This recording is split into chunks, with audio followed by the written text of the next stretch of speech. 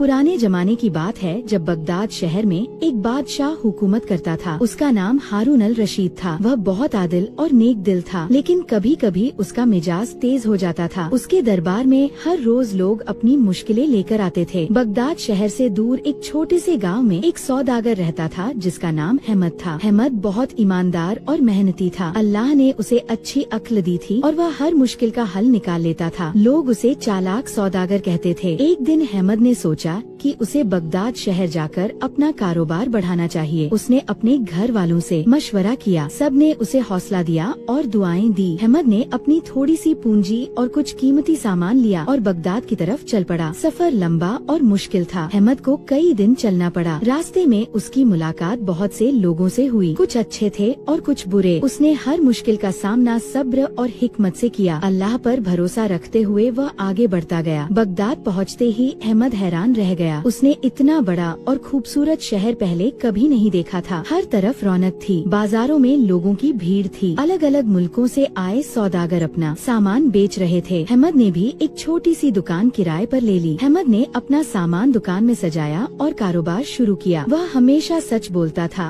और कभी किसी से ज्यादा पैसे नहीं लेता था। उसकी ईमानदारी की वजह से जल्दी ही उसकी दुकान मशहूर हो गई। लोग उसे पसंद करते थे और उसकी तारीफें करते थे। एक दिन बादशाह हारून अल रशीद ने अपना भस बदलकर शहर का दौरा करने का फैसला किया। वह अक्सर ऐसा करता था ताकि लोगों की असली हालत जान सके। वह अपने वजीर जाफर के साथ बाजार में आया। जब वह घूम रहे थे तो उनकी नजर अहमद की दुकान पर पड़ी। बादशाह ने देखा कि अहमद एक गरीब आदमी को कम कीमत पर सामान दे रहा है। उसकी ईमानदारी से बादशाह बहुत मुतासिर हुआ। वह अहमद की दुकान पर गया और कुछ सामान खरीदना चाहा। अहमद ने उसे पहचाना नहीं और आम ग्राहक की तरह सुलग किया। बादशाह ने अहमद से पूछा, तुम कहाँ से आए हो और यहाँ क्यों आए? अहमद ने जवाब दिया, मैं एक छोटे से गांव से आया हूँ। मैं अपना रिज्क का हलाल कमाना चाहता हूँ और अपने खानदान को अच्छी जिंदगी देना चाहता हूँ। मेरी दुआ है कि अल्लाह मुझे कामयाबी दे। बादशाह अहमद की बातों से बहुत खुश हुआ। उसने अपने वजीर को इशारा किया और वहाँ से चला गया। अगले दिन बादशाह के सिपाही अहमद को दरबार में ले गए। अहमद बहुत हैरान और डर गया। उसे समझ नहीं आ रहा था कि बादशाह ने उसे क्यों बुलाया है। जब अहमद को बादशाह के सामने पेश किया गया तो उसकी हैरानी का ठिकाना न रहा। वही शख्स जो कल उसकी दुकान पर आया था अब शाही लिबास में तख्त पर बैठा था। अहमद ने झुककर सलाम किया और कहा, जहाँ पनाह, ये गरीब सौदागर आपकी खिदमत में हाजिर है। बादशाह हारून अल रशीद मुस्कुराया और बोला, अहमद, मैं तुम्हारी ईमानदारी से बहुत मुतासिर हूँ। मैं चाहता हूँ कि तुम मेरे दरबार में रहो और मेरे खास मुशीर बनो। अहमद हैरान रह गया। वह एक आम सौदागर था, दरबार के कामकाज से बिल्कुल अनजान। अहमद ने अदब से कहा, जहाँ पनाह, मैं एक सादा सौदागर हूँ। मुझे दरबार के उसूल और रस्म नहीं मालूम। मैं कैसे आपका मुशीर बन सकता हूँ? बादशाह ने जवाब दिया, मुझे ईमानदार और सच्चे लोगों की जरूरत है, न कि चापलूसों की। बादशाह ने अहमद को कीमती खिलत दिया और एक खूबसूरत महल में रहने का इंतजाम किया। अहमद का दिल खुशी से भर गया। उसने अल्लाह का शुक्र अदा किया और सोचा कि अल्लाह ने उसकी ईमानदारी का इनाम दिया है। लेकिन उसे यह नहीं मालूम था कि आगे उसके लिए बड़ा इम्तिहान आने वाला है। दरबार में कुछ लोगों को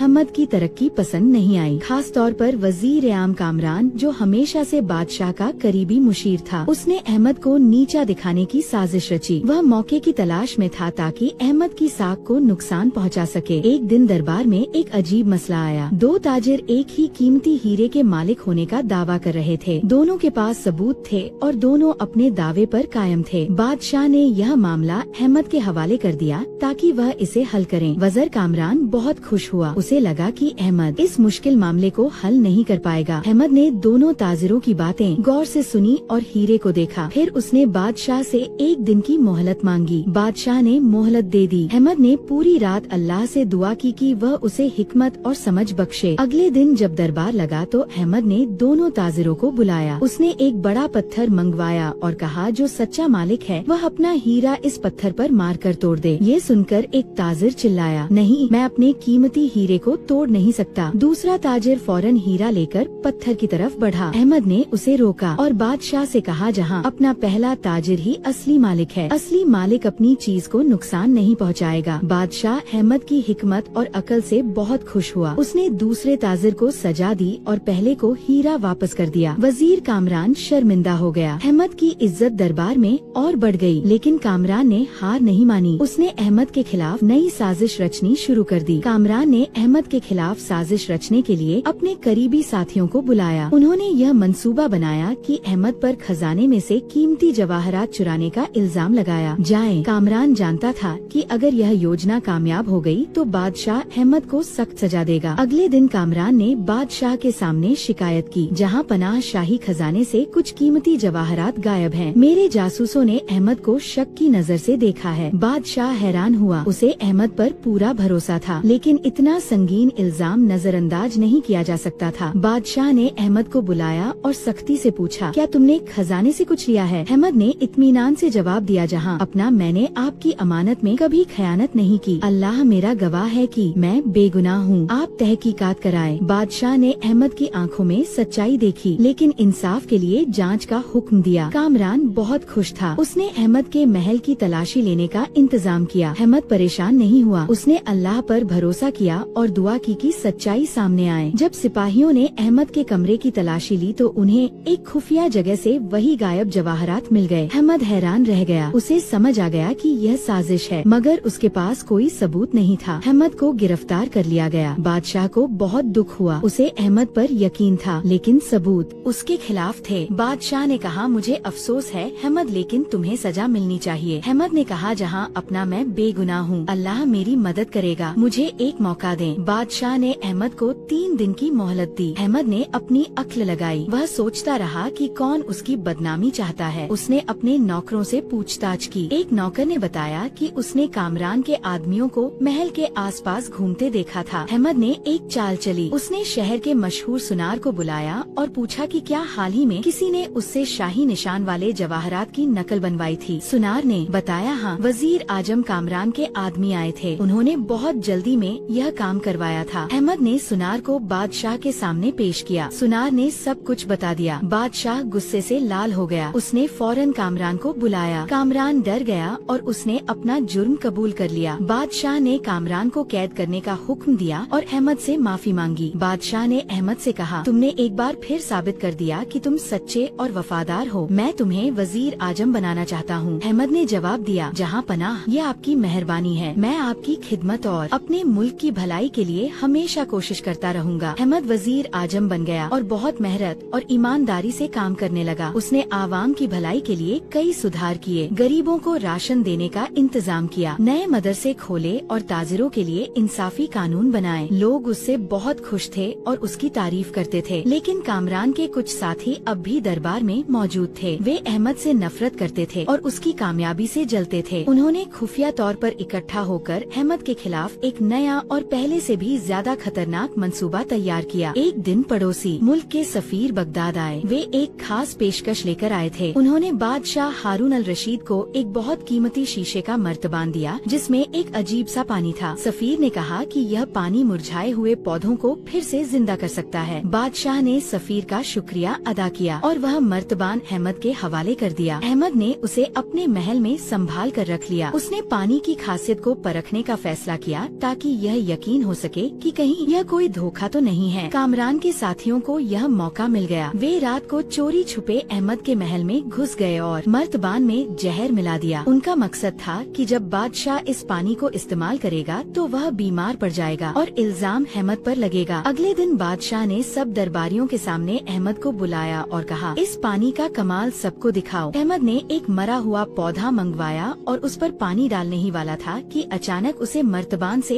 एक अजीब सी बदबू आई। वह फौरन समझ गया कि कुछ गड़बड़ है। अहमद ने बादशाह से कहा, जहाँ अपना माफ कीजिएगा, मुझे यकीन है कि इस पानी में कुछ मिलाया गया है। अगर इजाजत दें तो मैं इसे आजमाऊं। बादशाह ने इजाजत दी। अहमद ने पास बैठे एक कुत्ते को थोड़ा सा पानी दिया। कुत्ता तुरंत बीमार हो गया। दरबार में हलचल मच गई। बादशाह गुस्से से लाल हो गया और बोला, ये किसने किया है? अहमद ने कहा, जंप अपना, अगर आप इजाजत दें तो मैं असली गुनहगार को पकड़ सकता हूँ। बादशाह ने अहमद को 3 दिन की मोहलत दी ताकि वह अपराधी को ढूंढ सके। अहमद ने अपने वफादार साथियों की मदद से दरबार के हर शख्स पर नजर रखी। उसने यह खबर फैला दी कि उसे गुनहगार का पता चल गया है। यह सुनकर कामरान के साथी डर गए और आपस में झगड़ने लगे। एक ने दूसरे पर इल्जाम लगाया और आखिरकार सच्चाई सामने आ गई। अहमद ने साजिश करने वाले तमाम लोगों को बादशाह के सामने पेश किया। बादशाह ने उन सबको सख्त सजा दी। उसने अहमद से कहा, तुम्हारी अकल मंदी ने आज मेरी जान बचा ली है, मैं तुम्हारा शुक्रगुजार हूँ। अहमद ने मुस्कुरा कर कहा, यह अल्लाह की मेहरबानी है जिसने मुझे समझ और हिकमत दी। सालों बीत गए। अहमद की शोहरत पूरे मुल्क में फैल गई। वह एक आदिल, न्याय वजीर आजम था जो हमेशा सच्चाई और इंसाफ के साथ फैसले करता था। बादशाह हारून अल रशीद उसे अपने बेटे की तरह मानने लगा था और हर अहम फैसला उसी से मशवरा करके लेता था। एक दिन मुल्क में सख्त सूखा पड़ गया। बारिश न होने की वजह से फसलें तबाह हो गई। लोगों में खाने की कमी हो गई और महंगाई बढ़ गई। परेशान आवाम बादशाह के महल के सामने जमा हो गई और मदद की गुहार लगाने लगी। बादशाह ने अहमद को बुलाया और पूछा, इस मुश्किल वक्त में हमें क्या करना चाहिए? अहमद ने कहा, जहाँ अपना हमें शाही खजाने से पैसा निकालकर गरीबों की मदद करनी चाहिए, साथ ही पड़ोसी मुल्कों से अनाज मंगवाना चाहिए। अल्लाह हमारी मदद जरूर करेगा। बादशाह ने अहमद की बात मान ली। अनाज मंगवाया गया और लोगों में बांटा गया। अहमद ने खुद रातों को जाग कर बांटने का इंतजाम किया ताकि हर जरूरतमंद तक मदद पहुंच सके। लोग उसकी मेहनत और खुलूस देखकर उसे दुआएं देने लगे, लेकिन सूखा बढ़ता गया। इस बार पड़ोसी मुल्कों में भी कहत पड़ गया। कोई भी बगदाद को अनाज देने को तैयार नहीं था। हालात बहुत खराब हो गए। अहमद की चिंता बढ़ गई। वह दिन रात सोचता रहा कि अब क्या किया जाए। एक रात अहमद को ख्वाब में एक बुजुर्ग नजर आए। उन्होंने कहा, अहमद तुम मुल्क के मशरिकी हिस्से में जाओ, वहाँ एक पुराना कुआं है जिसमें पानी मौजूद है। उस कुएं को फिर से खुदवाओ और पानी निकालो। अल्लाह की मदद से कहत दूर हो जाएगा। अहमद ने सुबह उठते ही बादशाह को अपना ख्वाब सुनाया। बादशाह ने फौरन सिपाहियों को भेजा। मशरिकी इलाके में सचमुच एक पुराना कुआं मिला जो सालों से बंद था। अहमद खुद वहां पहुंचा और खुदाई का काम शुरू करवाया। सब लोग उसके साथ दुआ कर रहे थे। कई दिनों की मेहनत के बाद कुएं से पानी निकलना शुरू हुआ। ये पानी आम नहीं था, इसमें कुछ खास बात थी। जब इस पानी से खेत सींचे गए तो कुछ ही दिनों में फसलें उगाई। लोगों में खुशी की लहर दौड़ गई। यह अहमद की हिकमत और अल्लाह की रहमत का नतीजा था। जल्द ही मुल्क में हर तरफ हरियाली छा गई। खेत लहलहाने लगे और खाने पीने की चीजें आसानी से मिलने लगी। बादशाह बहुत खुश हुआ। उसने अहमद को गले लगाकर कहा, तुम हमारे मुल्क के लिए अल्लाह की नेमत हो। तुम्हारी वजह से हमने ये मुश्किल वक्त पार कर लिया। अहमद ने सर झुकाकर कहा, जहाँ अपना यह सब अल्लाह की मेहरबानी है, मैं तो बस एक जरिया हूँ। हमें हमेशा अल्लाह का शुक्र अदा करना चाहिए। बादशाह ने अहमद को सोने का ताज देने की पेशकश की, लेकिन अहमद ने मुस्कुराकर इनकार किया और कहा, मेरी सबसे बड़ी दौलत लोगों की दुआएं हैं। कई साल गुजर गए। बादशाह हारून अल रशीद बूढ़े हो गए। उन्हें अपना उत्तराधिकारी चुनना था। उनके दो बेटे थे, शहजादा अकबर और शहजादा अजगर। अकबर ताकतवर और जंगजू था, जबकि अजगर नरम दिल और आदिल था। बादशाह दोनों में से किसी एक को चुनने में परेशान थे। बादशाह ने अहमद को बुलाया और कहा, मेरी उम्र ढल रही है, मैं चाहता हूँ कि मेरे बाद एक अच्छा बादशाह तख्त पर बैठे। तुम मुझे मशवरा दो कि मेरे दोनों बेटों में से कौन ज्यादा मुनासिब है। अहमद सोच में पड़ गया। अहमद ने बादशाह से कहा, जा पनाह, अगर आप इजाजत दें तो मैं दोनों शहजादों की आजमाइश करना चाहता हूँ। बादशाह ने इजाजत दे दी। अहमद ने दोनों शहजादों को एक मुश्किल काम दिया। उन्हें एक ऐसी बस्ती का इंतजाम करना था जहाँ लोग आपस में झगड़ रहे थे। शहजादा अकबर ने फौज भेजकर लोगों को डरा धमकाकर चुप करवा दिया। उसने सख्त कानून बना दिए और बस्ती में अमन कायम कर दिया। लेकिन लोगों के दिलों में डर था। वे खुश नहीं थे बल्कि मजबूर थे और अंदर ही अंदर नाराज थे। शहजादा असगर ने बस्ती में जाकर लोगों की बातें सुनी, उनके मसले समझे और उन्हें हल करने की कोशिश की। उसने इंसाफ के साथ फैसले किए और लोगों का एतबार जीता। बस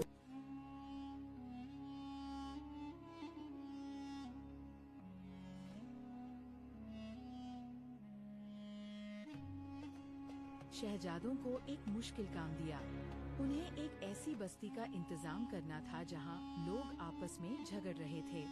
शहजादा अकबर ने फौज भेजकर लोगों को डरा धमकाकर चुप करवा दिया। उसने सख्त कानून बना दिए और बस्ती में अमन कायम कर दिया। लेकिन लोगों के दिलों में डर था। वे खुश नहीं थे बल्कि मजबूर थे और अंदर ही अंदर नाराज थे। शहजादा असगर ने बस्ती में जाकर लोगों की बातें सुनी, उनके मसले समझे और उन्हें हल करने की कोशिश की। उसने इंसाफ के साथ फैसले किए और लोगों का एतबार जीता। बस्ती में अमन तो था, लेकिन वह डर से नहीं, मोहब्बत से था। अहमद ने बादशाह को दोनों के तरीके बताए। बादशाह ने फैसला किया कि असगर ही तख्त का हकदार है। ये सुनकर शहजादा अकबर गुस्से से अकबला हो गया। उसने अहमद से बदला लेने की ठान ली। उसने कुछ सिपाहियों को रिश्वत देकर अहमद के कत्ल की साजिश रची, लेकिन अल्लाह ने अहमद की हिफाजत की। एक वफादार नौकर ने अहमद को साजिश की खबर दी। अहमद ने बादशाह को बताने के बजाय हिकमत से काम लिया। उसने शहजादा अकबर को बुलाया और कहा, मैं जानता हूँ तुम क्या करना चाहते हो, लेकिन बदले से कुछ हासिल नहीं होगा। अहमद ने अकबर को समझाया, एक अच्छा हाकिम वो नहीं होता जो ताकत से हुकूमत करे, बल्कि वो होता है जो लोगों के दिलों पर राज करे। तुम्हारे अंदर भी अच्छाई है, बस उसे बाहर लाने की जरूरत है। अल्लाह ने तुम्हें ताकत दी है ताकि तुम कमजोरों की हिफाजत करो। शहजादा अकबर अहमद की बातें सुनकर शर्मिंदा हो गया। उसने अहमद से माफी मांगी और अपनी गलती का एतराफ किया। अहमद ने उसे गले लगाया और बादशाह के पास ले गया। उसने बादशाह से कहा, जहाँ अपना अकबर में भी एक अच्छे बादशाह बनने की सलाहियत है, उसे मौका दें। बादशाह ने अहमद की बात मानी। उसने फैसला किया कि असगर तख्त का वारिस होगा और अकबर फौज का सरबराह। दोनों भाई मिलकर मुल्क चलाएंगे। अहमद की हिकमत ने खानदानी जंग से मुल्क को बचा लिया। यह कहानी हमें सिखाती है कि ईमानदारी, सब्र और अक्लमंदी से हर मुश्किल हल हो जाती है। अल्लाह हमेशा सच्चे और नेक लोगों